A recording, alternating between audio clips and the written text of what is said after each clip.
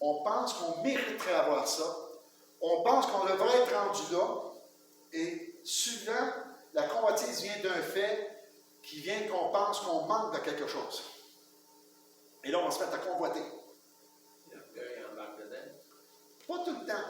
Parce que si convoitise c'était orgueil, il aurait parlé de l'orgueil ici. Il y a deux types de convoitise dans la Bible. La convoitise de la chair, la convoitise des yeux. Et l'orgueil de la vie n'est pas la convoitise. L'orgueil de la vie, ça c'est, une fois que tu as acquis ça, tu dis, je suis le meilleur. Elle est là. Moi là, c'est moi là. Elle est là. Elvis Gratton, je l'ai là. Tu sais? Puis à partir de là, ben c'est ça la convoitise. C'est quelque chose de facile à expliquer, mais difficile à mettre à la compréhension. Pourquoi? Parce que dans le monde pratique, là, on a tous besoin d'une voiture. Là, quelqu'un peut dire, hey, mon exemple, pur et simple. Okay? On savait que notre Rondo, après 13 ans, sur le bord de changer. Le modèle que nous avons, le Seltos, quand il est arrivé sur le marché il y a 2 ans, Francine a dit, c'est notre prochaine voiture. Elle dit, Seigneur, voici notre prochaine voiture pour la condition EX que vous connaissez dans l'Église, que je ne veux pas tenir ici. Là. Bon. Et de m'apercevoir qu'au mois de juin, ma sœur Jocelyne s'est acheté une Seltos.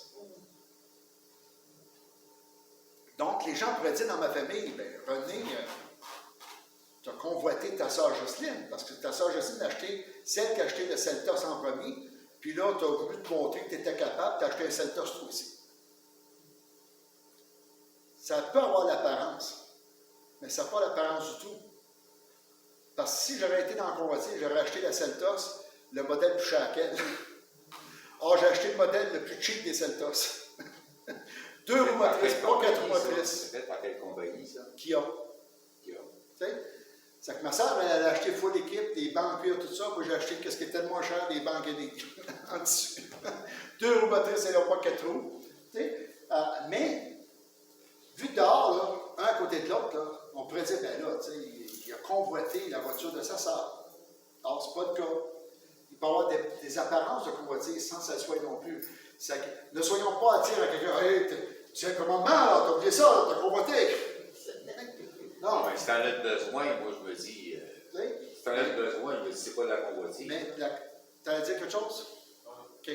Parce que je t'ai vu remuer les lèvres. C'est pour ça que. Quand t'arrêtes un autre char, ça veut dire que ton autre char est fini. Ouais. Mais la convoitise, c'est que, tu sais, ton voisin s'achète, je ne sais pas moi, une Mercedes. Okay? Puis toi, tu décides que, hey, s'il pense que lui, là, avec sa Mercedes et quelqu'un, le lundi matin, tu arrives avec une Ferrari. Ben. Moi, j'ai mon temps, là, si je me comparais à une Mercedes, j'avais une petite Toyota, moi je suis correct. Non, mais tu sais, je donne l'exemple du char, ça peut être l'exemple de la maison, mais tu sais, ça va jusqu'à convoiter la femme de son voisin. En parlant de ça, c'est que quand j'étais bien jeune, je voulais avoir un Lamborghini. Je savais que je n'étais pas pour l'avoir. Ben, au commencement, quand j'ai travaillé, quand j'ai commencé au service professionnel, j'ai dit, un jour, je vais avoir mon Lamborghini. C'est pas à cause que quelqu'un avait des gros chars ou quoi que ce soit, c'est juste des petits chars bien simples. C'est un rêve, tu sais. Ouais. Mais quand c'est un rêve, des fois, ça peut pas être. Non, quand c'est un rêve, tu sais, moi, là, j'ai rêvé que j'allais être tourneur sur bois depuis 1987. Okay? En 2015, c'est arrivé. Okay? Je ne suis pas convoité. C'est un rêve. Puis, Seigneur m'a béni en arrivant à un temps de ma vie où le tourneur sur bois est arrivé pour Francine et moi, puis on a été bénis de ça. Okay? Un rêve, c'est un rêve. C'est pas péché de vouloir être. C'est que chaque fois que je passais devant sa Lamborghini-là, j'arrêtais tout le temps. Je regardais, gros moteur là-dedans. Mais tu sais, un rêve, c'est un rêve. Mais je ne l'ai jamais eu. Mais quand on parle de convoitise, c'est que c'est un désir d'avoir ce que l'autre a. Tu sais, ta vie ne va pas bien dans la maison, tu vas avoir des gens de sa maison. disait, nous autres, nos grands-pères disaient, le gazon paraît toujours plus vert sur le voisin, mais quand tu arrives dessus, il faut que tu passes la même tondeuse. Ouais. Tu sais? Parce qu'il n'est pas si vert que ça. Donc ici, tu sais, le 10e commandement est relatif aux relations humaines, mais aussi ça va jusque dans l'équipement de la maison du voisin, son bœuf, son âne, hey, c'est de l'équipement ça là. Le bœuf et l'âne, c'est le tracteur de l'époque là. Hein? Non? Oui? Oui. Ben oui, ça servait de ça pour l'agriculture. Alors, on est vraiment dans le convoité ici. Puis ce que j'aime en latin populaire, c'est cupidateres, la cupidité, la convoitise aussi. Désirer ardemment une chose qui est disputée ou qui appartient à autrui. Convoiter un héritage. Entre autres. On parle du début de la fin des textes sacrés, mentionne deux convoitises, la chair et les yeux. Elles sont à l'origine des vols, de l'adultère auxquels sont souvent associés les mensonges et même le meurtre. Ce dernier commandement est donc particulièrement important.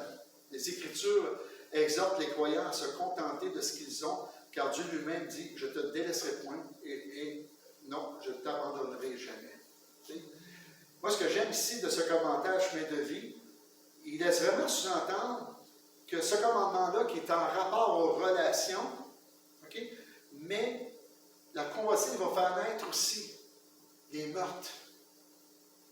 Parce que tu vas voir ce qu'il y a. Ouais. Tu vas voir sa place. J'ai un ami, moi, qui me contait une horreur de guerre.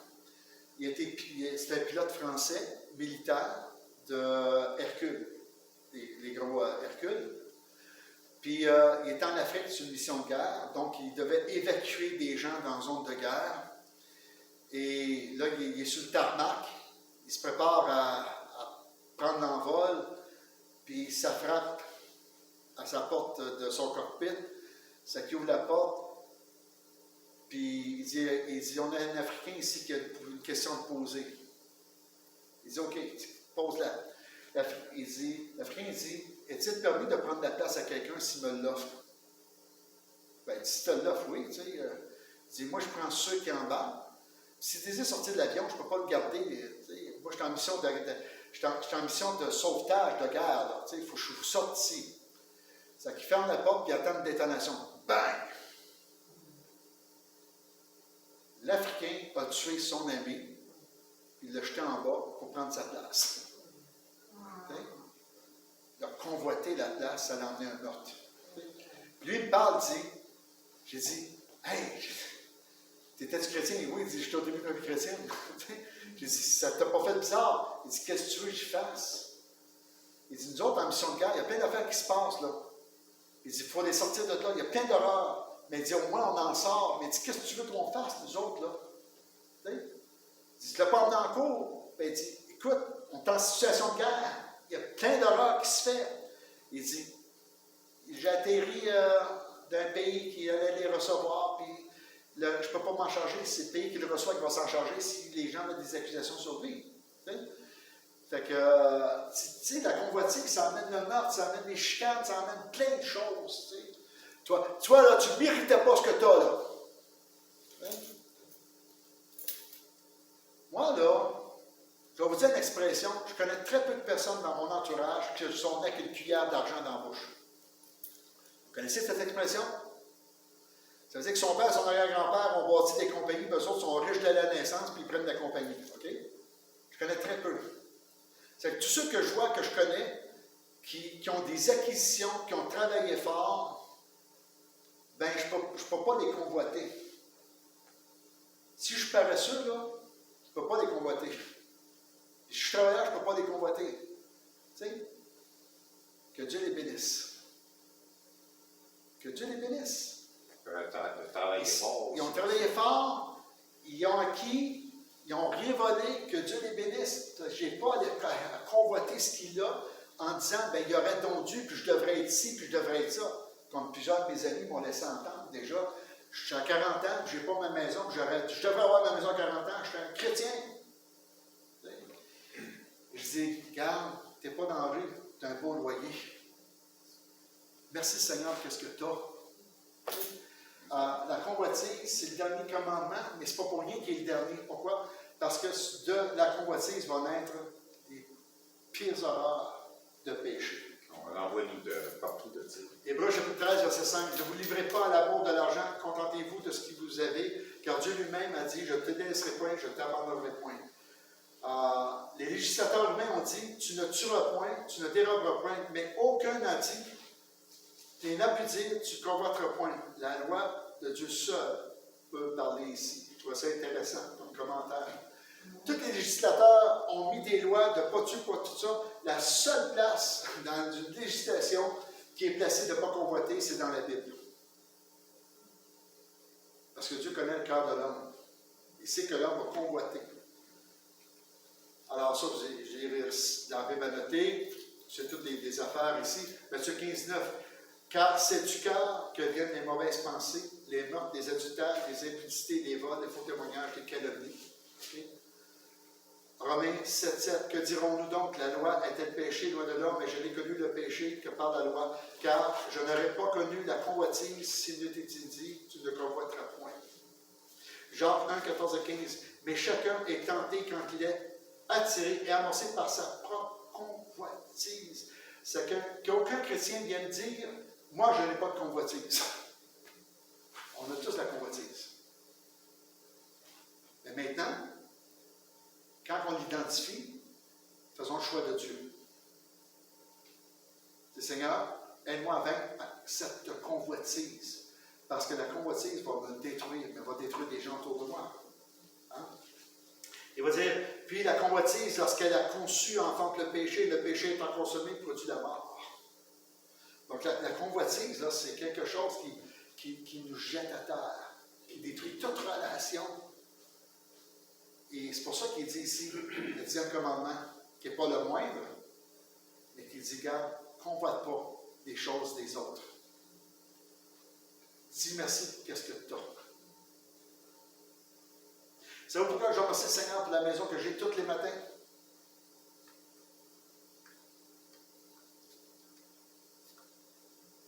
Dieu te l'a offert, puis Tout ce casson-là, c'est grâce à lui. Ah, mais pourquoi moi, René Bouchard, je remercie le Seigneur tous les matins, je me lève dans cette maison-là? vous avez prié, puis l'avoir, puis ces choses-là.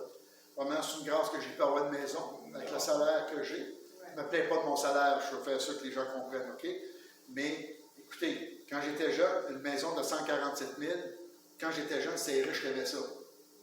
Maintenant, je suis riche. J'ai une maison de 147 000. Donc, il faut que je me rappelle que je suis plus riche que quand j'étais jeune.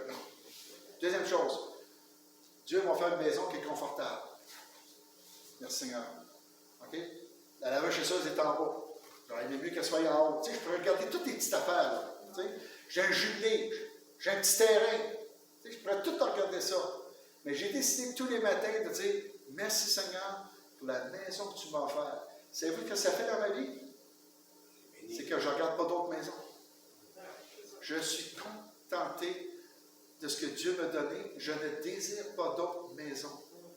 Un point tel qu'on se pose la question, Francine et moi, si on gagne 1 million, est-ce qu'on déménagerait et on ferait bâtir? Des fois, oui.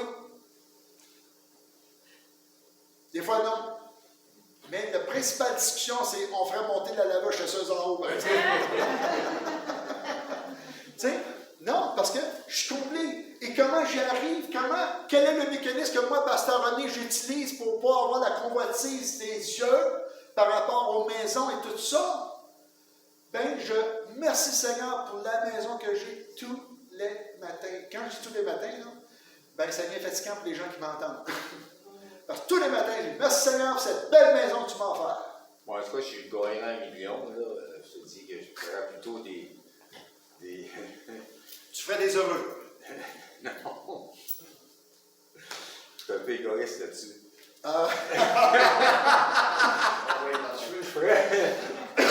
Je ferais tout simplement, je placerais mon argent. Mais moi, non, mais tu sais... Même si je suis content de ce que j'ai là, si je gagnais 1 million, je placerais mon argent en quelque part. Mais, tu sais, comment... Si je paierais plus d'impôts, je ne ferais pas ça. Ouais, mais, comment éviter la convoitise, là? OK? Je viens de vous donner un bon moyen. OK? Ça s'appelle le contentement. Contentement, présentement, c'est se satisfaire de ce que nous avons déjà. Si Dieu va nous offrir plus, tant mieux. Tu sais? Parce que si je regarde le garage que j'ai là maintenant, au garage que j'avais à Edmundston, j'ai la moitié de garage que j'avais à Edmundston. À Edmundston, j'avais un deuxième étage. Tu l'as vu? Ouais. Tu sais? Lui, il a vu mon garage, il a arrêté chez moi à Edmundston. J'avais un garage double étage avec un loft pour chauffer pour l'hiver. Tu sais? C'était gros le garage. J'arrive ici, ben j'ai pas de deuxième plancher. Non. Savez-vous quoi? J'ai plus de place pour placer mes outils dans ce type de garage-là que je l'avais là. Je pensais que tu avais moins de place. Non, j'ai plus de place pour placer mes outils que je l'avais à l'autre. Tu sais? Je remercie le Seigneur pour l'Église que vous êtes. Tu sais, tout regarder aux grandes églises, tu vois, tout ce qu'ils ont, toutes les qu'ils peuvent avoir, les pampines, ces murs, la décoration, les systèmes de son, tout ça, là, OK? Puis dire, quand est-ce, Seigneur, qu'on va arriver à ça? Mais toutes les fois que j'entre dans l'église, merci Seigneur pour les frères et les sœurs, pour cette belle église. Pourquoi? Parce que je suis fragile à ça. Quand tu vas dans les congrès et tu vois les autres églises, les belles grosses églises, des nouveaux bâtiments, des gymnases, de tout ça, là, impossible que je ne sois pas influencé quelque part. Soyons juste honnêtes à quelque part. Là. Tu vois tout ça, puis là, tu entends parler comment Dieu est bon pour cette église-là. Mais moi, non, j'arrive ici et dis, merci Seigneur, on est au centre-ville, nous autres. On n'est pas à l'autre bout de la ville. J'ai vécu une église qui était à l'autre bout de la ville. C'était plaisant, mais c'est quoi? Les gens qui n'ont pas de voiture ne peuvent pas aller à l'église. Il n'y a pas de système de transport.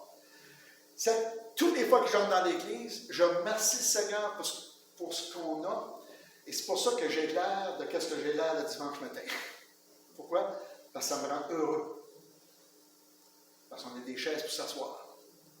On a une belle congrégation. C'est pas la perfection que je cherche. Donc, je me donne des moyens pour éviter ce 10e commandement de le vivre dans ma vie. Et ça marche. Pourquoi le Seigneur a dit, quand tu vis dans le contentement, je vais prendre soin de toi et je vois tellement les grandeurs de Dieu. Je vous donne un témoignage personnel par rapport à ça.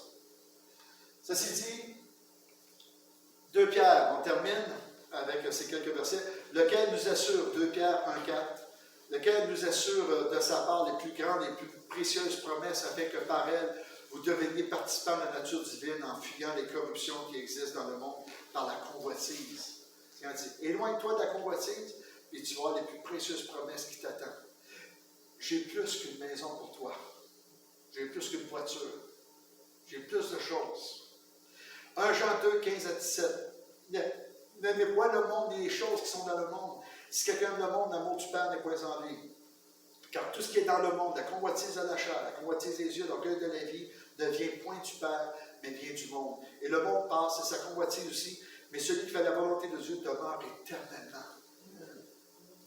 Il faut se donner des raisons pour ne pas convoiter, parce que naturellement, s'il est ordonné de ne pas convoiter, c'est parce qu'on va convoiter. Tu sais, il ne faut pas jouer à l'autruche la tête dans le sable, je suis chrétien, je n'ai pas de convoitise. Non! Et lorsque la convoitise visite notre cœur, voici le moyen. Regarde à Jésus. Et dis-lui merci pour ce que tu as déjà. Ceci dit, on termine. Est-ce qu'il y a des questions pour ce soir? J'en ai une, ça n'a pas rapport à ça. Vas-y. Quand on meurt, nous, on a accepté le Seigneur, on s'en va avec le Seigneur. Mais avant que Jésus vienne sur la terre, ceux qui mouraient, là, il mourrait, il allait où? Il n'a pas accepté le Seigneur, c'est quoi? Je comprends pas. Écoute, Romains chapitre 2 va dire que ceux qui étaient sans la loi et qui faisaient naturellement ce que la loi prescrivait, ils sont pour eux-mêmes la loi, ils vont être jugés d'après cette loi. Donc les 10 commandements vont être en jugement sur eux autres. Si on parle des Juifs, les Juifs, ils ne pouvaient pas être sauvés par Jésus, parce que Jésus arrive après Moïse. T'sais? Donc, si on dit que les Juifs sont sauvés par Jésus, ben on a un problème. Parce que si on fait que la venue de Jésus a sauvé les Juifs depuis Abraham, OK, ben on est dans ce qu'on appelle en théologie l'universalisme. puisque Christ est mort pour tous, donc tous sont sauvés. Le passé, le présent et le futur. Qui se convertissent pas sont sauvés. Ça, c'est l'universalisme. Or, David, quand il dit qu'il se délecte de la loi de Dieu parce qu'il procure le salut, il ne parle pas de Jésus. Il parle de quoi? Il parle de la foi dans le moyen de rédemption dans l'Ancien Testament. Le moyen de rédemption dans l'Ancien Testament, c'était quoi? C'était la pratique des lois. Donc, il ne mettait pas en doute que les lois qu'il mettait en pratique lui conféraient le salut. David n'a jamais dit qu'il ne se sent pas sauvé. Tu sais, qu'il est perdu, qu'il va en enfer. Il sait qu'il va être auprès de Dieu. Pourquoi? Parce qu'il va dire dans Psaume 119 comment il prend la parole de Dieu au sérieux. Mais pourquoi les Juifs ne vivent pas plus de salut qu'il faut dans leur vie? Parce que dans l'Ancien Testament, c'est qu'ils faisaient le rituel, faisaient le sacrifice cassant. Ils ne croyaient pas que le sacrifice pouvait avoir une incidence sur leur vie. Ils faisaient le rituel, point à la lettre. Parce que David, là, quand qu'il allait faire un sacrifice, il était en contrition, il demandait pardon pour son péché. Lui avait compris l'esprit de la loi de l'Ancien Testament. Mais il ne pouvait pas être. Puis quand Habakkuk va dire « Mon juste vivra par la foi », nous, on applique ça au Nouveau Testament, mais Habakkuk, il ne parle pas de la foi du Nouveau Testament. Dieu lui dit à Habakkuk, toi, attends la promesse, sois patient, arrête de chialer. Parce que Habakkuk, chapitre 2, là, il dit, j'étais aux aguets, je regardais voir ce que Dieu allait faire et qu'est-ce qu'elle allait répondre à ma plainte. Il chiale après Dieu, là. Et Dieu lui dit, hey, écris ce que je t'ai écrit, ça va s'accomplir certainement, mais toi, sois patient, car mon juste vit par la foi. Et le mot foi, c'est croire Dieu et lui rester fidèle. Mais croire que qu'est-ce qu'on fait pour Dieu, bien, c'est l'irritable. Donc, David, il était vraiment en contrition. Et on le voit qu'il est en contrition. Quand Nathan, le prophète, va le voir au sujet de Bathsheba, de son péché d'adultère avec Bathsheba, il reconnaît qu'il a péché. Okay? Mais quand Samuel va voir Saül au sujet du péché de désobéissance, Saül demande la reconnaissance. Il ne reconnaît pas qu'il a péché. Il va répondre, tous les hommes s'en allaient, les Philistins étaient là, donc j'ai dû faire le sacrifice parce que tu tardais à venir. Il va dire, Dieu maintenant te rejette, toi et ta maison. Car Dieu ne prend pas plaisir au sacrifice, il prend plaisir à l'obéissance. Et tu n'as pas été obéissant, c'était à moi, le sacrificateur, à faire le sacrifice avant que tu partes en guerre. Et là, Saül va dire, mais honore-moi devant les hommes. Et ça, ce n'est pas péché. Parce que la loi de l'Ancien Testament dit qu'on doit honorer le roi. Et là, Samuel était après vraiment partir sur l'autre bord. Tu es désobéissant, là, il s'en allait. C'est que Saül a dit, hey, arrête, tu vas m'honorer quand même devant mes hommes. Là. Et ça, c'est biblique d'honorer le roi devant le peuple. Donc, Samuel, il a accepté de l'honorer. Pas l'adorer, l'honorer. Parce qu'il n'aurait pas honoré, il aurait péché contre la loi qui dit d'honorer le roi. Et Samuel connaît la loi. Donc, il l'a honoré. Tout le monde accroche du fait, mais il a demandé d'être honoré.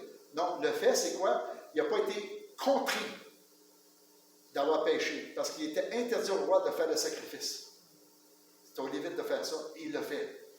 Donc, il a péché, il se fait prendre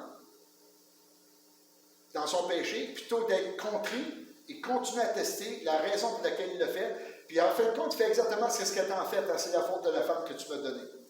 C'est-à-dire ce qu'il était prêt à dire, il était prêt à dire, bien écoute Samuel, c'est ta faute, tu n'arrivais pas. Puis pire que ça, je me suis fait violence à moi-même. Donc il y a une réflexion, je le fais, je le fais-tu pas, je le fais, je le fais-tu pas. Il a décidé de le faire, il a été désobéissant. Donc, l'Ancien Testament, le seul moyen qu'ils ont de salut, c'est la loi des sacrifices. Ils ne peuvent pas être sauvés en Jésus. Jésus n'arrive pas.